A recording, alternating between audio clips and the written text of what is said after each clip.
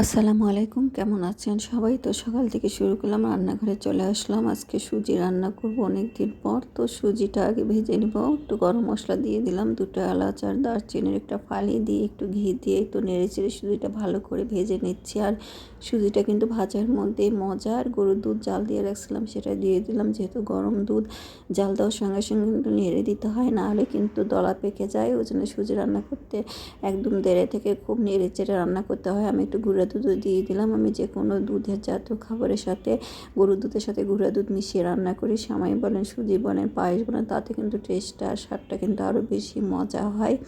তো এই তো চিনিও দিয়ে দিলাম, চিনি হালকা করে দিচ্ছি। এই তো হয়ে গেল, সুজির সাথে কিশমিশ দিয়ে দিলাম। আর পেঁপে ভাজি করব, পেঁপেটা কেটে নেব। এই তো রুটি বানানো শুরু করছে, আর সুজিও হয়ে গেছে। এখন পেঁপে ভাজিও চুলার উপর আসছে। আজকে তরকারি রান্না করব না, কালকে তরকারি অনেক কিছু রয়ে গেছে, সেগুলোই দিয়ে দেবো গরম করে। যেদিন রান্না থাকে না, করবো না ভাবি, সেদিন অনেক এইদিক ওদিকের কাজগুলো আছে। কালকে রাতে চিংড়ি মাছ রান্না করছিলাম, সেটাই দিয়ে দিব। খাওয়ার শেষ, চা করে দিচ্ছি। চা খেয়ে দিয়ে তারপর ভাতটাও গোছগাছ করে দিব। তো ভাতটা হচ্ছে, আর এই তরকারিটা উঠিয়ে দিই। ছোটো মাছের চচ্চড়ি আছে, ডাল আছে, চিংড়ি মাছের ভুনা আছে। তো এগুলো দিয়ে ভাতটা দিয়ে দিলাম সাজিয়ে। এটা দানা দাও পর্যন্ত কোনো কাজ করেই মন বসে না, নিজে নাস্তা খেতেও ইচ্ছা করে না। তো আগে ভাতটাই সাজিয়ে দিলাম। মাঝে মধ্যে ভুলে যায়, কিন্তু হয় না আসলে, যেটা প্রতিদিন দিতে হবে। এটা থাকলে টেনশন মুক্ত হই। ভাতটাই তো সাজানো হয়ে গেল। এখন আরামায়েশ করে খাওয়া দাওয়া করে ওদেরকে বিদায় দিয়ে তারপরে সব কিছু খাওয়া দাওয়া হচ্ছে ওদের সবার। ডিম ভাজি করছি, পেঁপে ভাজি করছি, রুটি আর সুজি আর চা, এই দিয়ে আমাদের সকালে নাস্তা হয়ে গেলো। সবাই বের হয়ে চলে গেলো। আমি ঘর বাড়ি গোছগাছ শুরু করে দিলাম। বারান্দাতে আসি, দেখি করলা ধরছে, মানে করলা যে হয়েছে বোঝাই যায় না। গাছের ভিতর দুই একটা গাছের চারা লাগাইছিল, সেগুলো কেটে ফেলা হয়েছে, কিন্তু তারপর থেকে দুই একটা গাছ বের হতে আছে।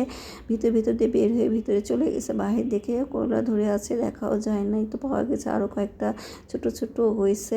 তো ওগুলো বড় হয়ে যাবে। তো আমি একটু পেয়ারা খেয়ে নিলাম মাঝখানে। মানে আজকে রান্না বান্নাও তেমন কিছু নেই, তারপর অনেক কাজ করছি।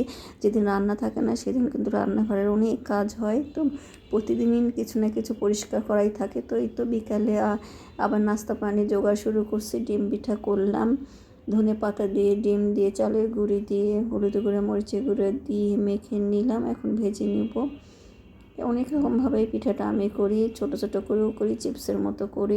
তো আজকে একটু বড় বড় করে দিয়ে ভেজে নিচ্ছি অল্প তেল দিয়ে। আজকে পুরো কয়রা তেল দিইনি, কারণ আমরা সরিষার তেল খাই, সয়াবিন তেলটা ঘরে অত নাই।